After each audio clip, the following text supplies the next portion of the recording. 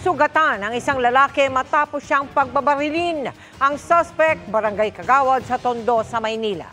Nakatutok si Jomer Apresto, exclusive.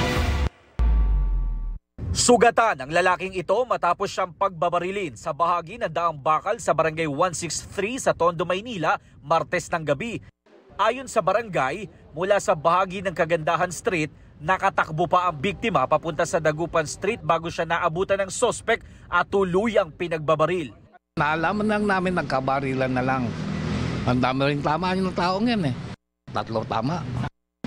Isang muka. Sa leeg.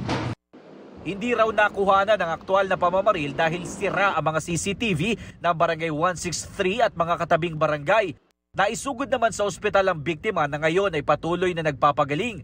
Ayon sa biktima, nakilala niya ang gunman at pinaghahanap ngayon ng mga otoridad.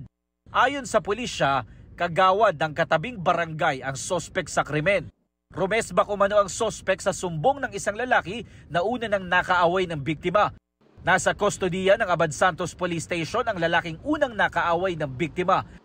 Sinusubukan pa namin siya mahinga ng pahayag. Pinuntahan din namin ang barangay kung saan nagsisilbing kagawad ang sospek pero nakalock ang barangay hall. Patuloy ang backtracking ng mga pulis para mahuli ang gunman. Para sa GMA Integrated News, Jomer Apresto, nakatutok 24 oras.